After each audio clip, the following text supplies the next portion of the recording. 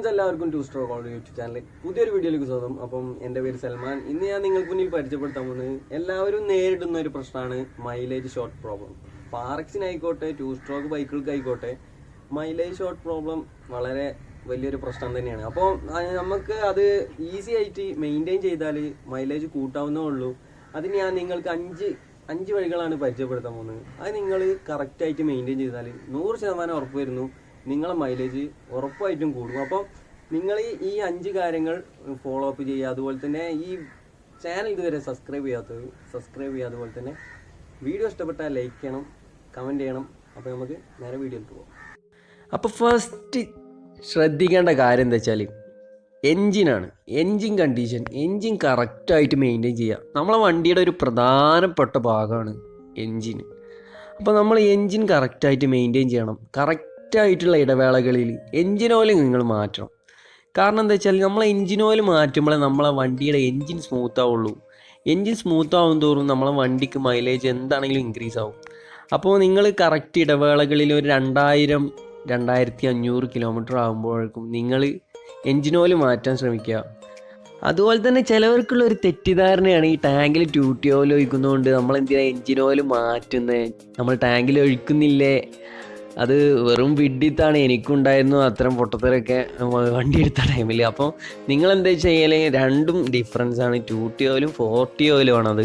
അപ്പോൾ അത്തരം തെറ്റിദ്ധാരണകൾ നിങ്ങൾ ഒഴിവാക്കണം. അങ്ങനെ ഇതുവരെ എൻജിൻ ഓയിൽ മാറ്റാത്തവരാണെന്നുണ്ടെങ്കിൽ ഉടൻ തന്നെ പോയിട്ട് എൻജിൻ ഓയിൽ മാറ്റുക.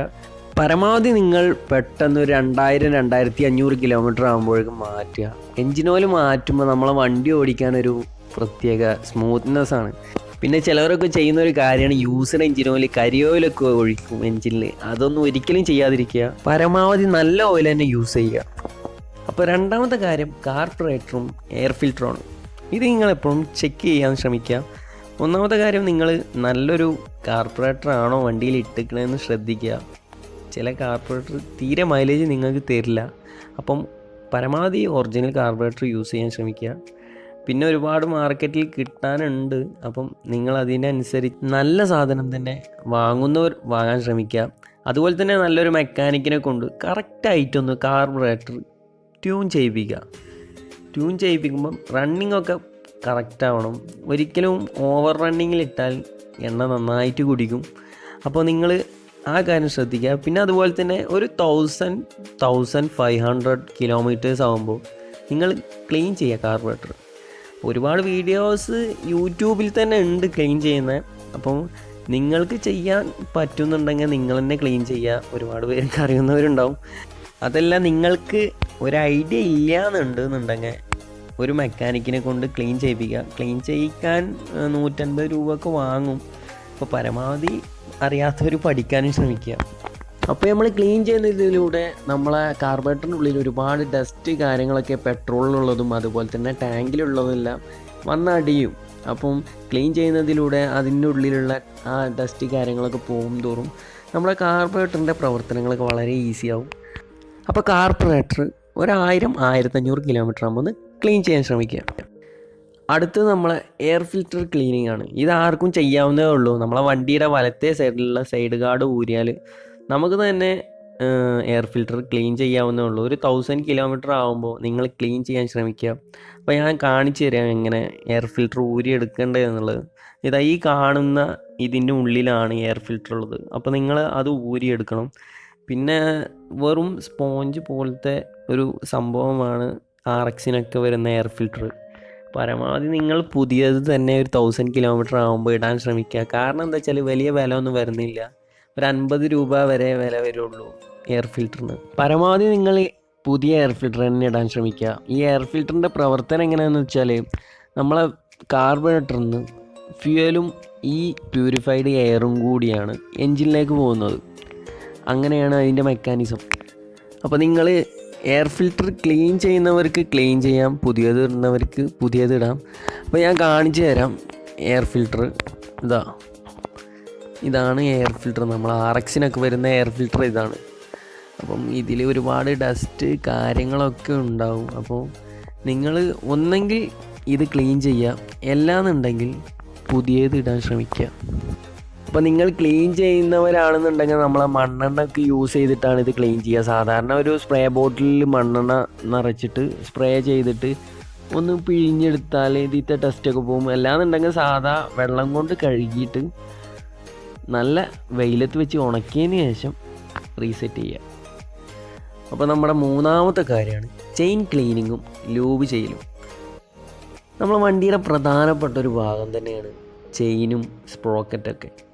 അപ്പോൾ നിങ്ങൾ നല്ല വൃത്തിയിൽ തന്നെ ചെയിൻ ക്ലീൻ ചെയ്ത് ലൂബ് ചെയ്ത് കൊണ്ടുനടക്കാൻ ശ്രമിക്കണം. കാരണം എന്താ വെച്ചാൽ നമ്മൾ ചെയിൻ ക്ലീൻ ചെയ്ത് ഈ സ്പ്രോക്കറ്റൊക്കെ ക്ലീൻ ചെയ്ത് ലൂബ് ചെയ്യുന്നതിലൂടെ നമ്മളെ ചെയിന് സ്മൂത്ത് ആവും തോറും നമ്മളെ വണ്ടിക്ക് എൻജിന് സ്ട്രെയിൻ കുറയുകയാണ്. അതിലൂടെ റണ്ണിങ്ങും സ്മൂത്ത് ആവും, അതുപോലെ തന്നെ നമ്മളെ മൈലേജും ഇൻക്രീസ് ആവുകയാണ്.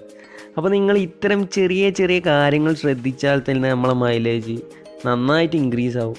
അപ്പോൾ ചെയിൻ ക്ലീനിങ് പ്രധാനപ്പെട്ട ഒരു കാര്യമാണ്. ആദ്യം നിങ്ങൾ ചെയ്യേണ്ടത് എന്താണെന്ന് വെച്ചാൽ ചെയിൻ ക്ലീൻ ചെയ്തതിന് ശേഷമാണ് ലൂബ് ചെയ്യേണ്ടത്. അപ്പം ചെയിൻ ക്ലീനറിന് അത്യാവശ്യം വില വരുന്നുണ്ട്.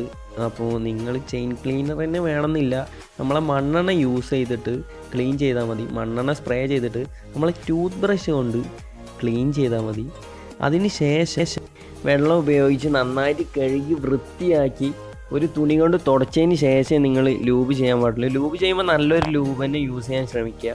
ഇനി ലൂബും വാങ്ങാൻ കഴിയാത്തവർ നമ്മളെ ഗിയർ ഓയിൽ യൂസ് ചെയ്യാവുന്നതേ ഉള്ളൂ. പരമാവധി നിങ്ങൾ നല്ലൊരു ലൂബ് തന്നെ യൂസ് ചെയ്യാൻ ശ്രമിക്കുക. അതുപോലെ തന്നെ നിങ്ങളെ കൈകൾ പരമാവധി ശ്രദ്ധിക്കണം. നമ്മളെ നാലാമത്തെ കാര്യമാണ് ടയർ മെയിൻ്റെനൻസ്. ടയർ നന്നായിട്ട് മെയിൻറ്റെയിൻ ചെയ്ത് കൊണ്ടുനടക്കേണ്ട ഒരു സംഭവമാണ്. നിങ്ങളെപ്പോഴും ടയർ കറക്റ്റായിട്ട് ചെക്ക് ചെയ്യണം.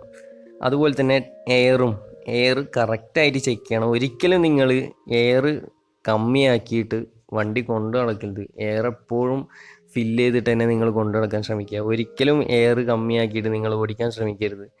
കാരണം എന്താ വെച്ചാൽ നമ്മൾ എയർ കുറയും തോറും നമ്മളെ എൻജിന് സ്ട്രെയിൻ കൂടുകയാണ്. നിങ്ങൾക്ക് തന്നെ അറിയാം, നിങ്ങളിപ്പോൾ ഒരു കാറ്റ് കുറഞ്ഞൊരു സൈക്കിൾ ചവിട്ടുന്നതും നന്നായിട്ട് കാറ്റടിച്ചൊരു സൈക്കിൾ ചവിട്ടുന്നതും തമ്മിലുള്ള ഡിഫറൻസ് നിങ്ങൾക്ക് ഓടിക്കുമ്പോൾ തന്നെ നന്നായിട്ട് കാറ്റടിച്ചൊരു സൈക്കിളാണെന്നുണ്ടെങ്കിൽ അത് ഓടിക്കാൻ തന്നെ നിങ്ങൾക്ക് വളരെ എളുപ്പമായിരിക്കും. നേരെ മറിച്ച് കാറ്റ് കുറവാണെന്നുണ്ടെങ്കിൽ നിങ്ങൾക്ക് കുറച്ച് സ്ട്രെയിൻ എടുക്കേണ്ടി വരും അവിടെ. അപ്പോൾ നിങ്ങൾ ബൈക്കും അതുപോലെ തന്നെയാണ്, ബൈക്കിൻ്റെ എൻജിനും അതുപോലെ തന്നെയാണ്. അപ്പോൾ നിങ്ങൾ പരമാവധി എയറൊന്നും ഒരിക്കലും കമ്മിയാക്കി കൊണ്ടെടുക്കാതിരിക്കുക. അതുപോലെ തന്നെ നിങ്ങൾ ടയറിൻ്റെ ലൈഫും കൂടി ശ്രദ്ധിക്കണം. ടയർ എന്താ പറയുക, തേഞ്ഞിട്ടുണ്ട് എന്നുണ്ടെങ്കിൽ നിങ്ങൾ പുതിയ ടയർ ഇടാൻ ശ്രമിക്കുക. അപ്പം ഇത്തരം ടയർ മെയിൻറ്റെയിൻ ചെയ്താൽ നിങ്ങൾക്ക് മൈലേജ് ഇൻക്രീസ് ആവും. അപ്പോൾ നമ്മുടെ അവസാനത്തെ അഞ്ചാമത്തെ കാര്യമാണ് സൈലൻസർ. പരമാവധി നിങ്ങൾ സ്റ്റോക്ക് സൈലൻസറിനെ യൂസ് ചെയ്യാൻ ശ്രമിക്കുക. സ്റ്റോക്ക് സൈലൻസറോ അഥവാ നമ്മുടെ കാറ്റ് സൈലൻസറോ യൂസ് ചെയ്യാൻ ശ്രമിക്കുക. കാറ്റ് സൈലൻസർ ആകുമ്പോൾ ഒന്നും കൂടി മൈലേജ് കൂടും, സ്റ്റോക്കിനേക്കാളും മൈലേജ് കൂടും. അപ്പോൾ നമ്മൾ കാണാറുണ്ട് ചിലവരൊക്കെ നമ്മളെ ചാമ്പർ കാര്യങ്ങളൊക്കെ യൂസ് ചെയ്യുന്നവർ. അത് ചിലതൊക്കെ മൈലേജ് ഷോർട്ടാവില്ല, ചിലതൊക്കെ നന്നായിട്ട് മൈലേജ് ഷോർട്ടാവുന്ന രീതിയിലുള്ള ചാമ്പറുകളൊക്കെ ഉണ്ട്.